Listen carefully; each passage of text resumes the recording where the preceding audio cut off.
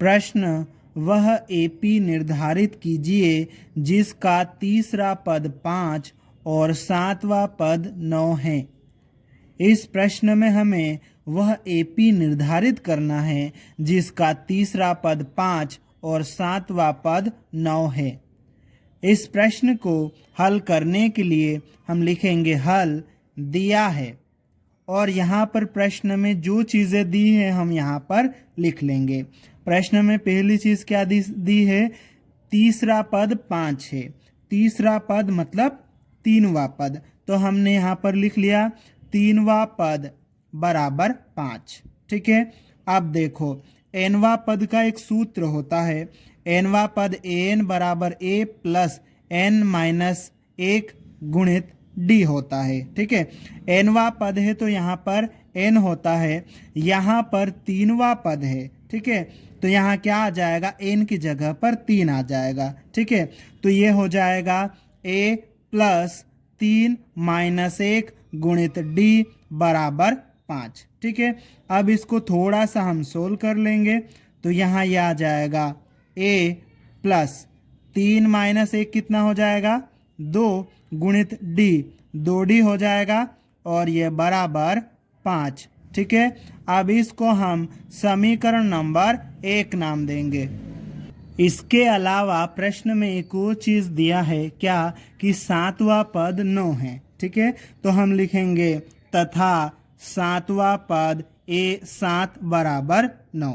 ठीक है, nवां पद हो तो यहाँ n आता है। ठीक है, 7वां पद हो तो क्या आ जाएगा? यहाँ पे 7 आ जाएगा। ठीक है, तो इस प्रकार से ये हो जाएगा a प्लस n की जगह पर 7 माइनस 1 गुणित d बराबर 9। ठीक है, इसको थोड़ा सा हम सिंप्लीफाई कर लेंगे तो ये आ जाएगा a प्लस 7 में से 1 घटाओ 6 गुणित d, तो ये a प्लस 6d बराबर 9 हो जाएगा। इसको हम समीकरण नंबर 2 नाम दे देंगे। इस प्रकार हमने प्रश्न की सहायता से 2 समीकरण, समीकरण 1 और समीकरण 2 बना लिए हैं। अब इन दोनों समीकरणों को हम विलोपन विधि से हल करेंगे, और विलोपन विधि से हल करने के लिए हम क्या करेंगे? यहाँ पर देखो दोनों जगह a है। ठीक है, तो हम क्या करेंगे? इसमें लिख देंगे समीकरण 1 और समीकरण 2 से, और दोनों समीकरणों को घटा देंगे। ठीक है, हमने यहाँ पर लिख लिया है समीकरण 1 और समीकरण 2 से, और उसके बाद में दोनों समीकरणों को लिख लिया है।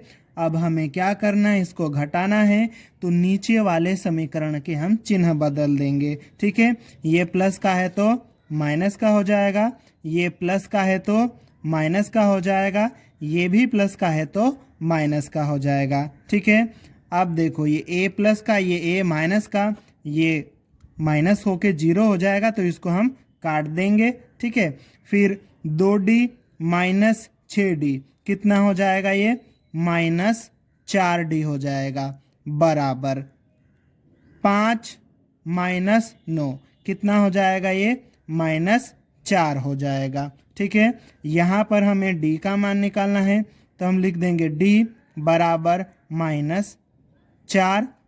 अब देखना यहाँ पर d के साथ में ये गुणा में माइनस 4 है, इसको उधर भेजेंगे तो कहाँ जाएगा? ये जो माइनस 4 है इसके बटे में आ जाएगा माइनस 4। ठीक है, माइनस 4 को माइनस 4 से भाग देंगे, कितना आ जाएगा? 1 आ जाएगा। ठीक है, इस प्रकार d का मान कितना आ गया? 1।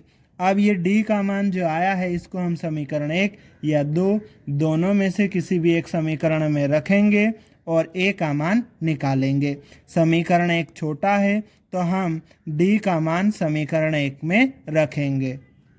इसके लिए हम लिखेंगे d का मान समीकरण 1 में रखने पर, ठीक है, और उसके बाद में समीकरण 1 को लिख लेंगे।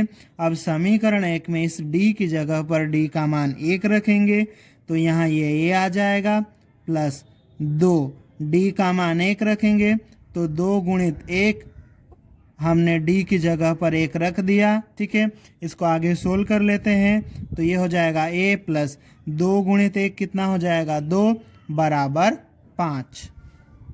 इसको आगे और सोल्व कर लेते हैं। तो यहाँ पर क्या करेंगे, हम a का मान निकालेंगे। ठीक है, a का मान निकालना है, इधर रहेगा, बराबर के उधर 5 है। ठीक है, ये जो 2 है ना, बराबर के इधर प्लस का है, बराबर के उधर भेजेंगे तो माइनस का 2 हो जाएगा। ठीक है, फिर a बराबर 5 माइनस 2 कितना आ जाएगा, 3 आ जाएगा। ठीक है, इस प्रकार a का मान हमने 3 निकाल लिया है, d का मान हम पहले ही निकाल चुके हैं।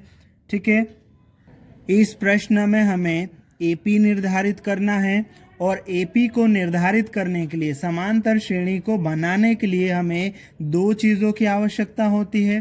पहली चीज़ प्रथम पद हमारे पास में 3 है और दूसरी चीज़ है सार्वंतर। सार्वंतर हमारे पास में कितना है, 1 है। ठीक है, तो इस प्रकार से हमारी AP क्या हो जाएगी, प्रथम पद तो 3 आ जाएगा। अगला पद कैसे निकालेंगे, प्रथम पद में सार्वंतर 1 जोड़ेंगे तो 4 आ जाएगा। इसके बाद वाला पद कैसे निकालेंगे, 4 में सार्वंतर 1 जोड़ेंगे तो 5 आ जाएगा। फिर इसके आगे वाला पद कैसे निकालेंगे, 5 में सार्वंतर 1 जोड़ेंगे तो 6 आ जाएगा। इसी तरह के आगे के पद भी मिलते जाएंगे। ठीक है, अतः AP क्या हो जाएगी हमारी, 3, 4, 5, 6, डॉट डॉट डॉट डॉट, ये हमारी AP होगी। ठीक है, और यही हमारा उत्तर है।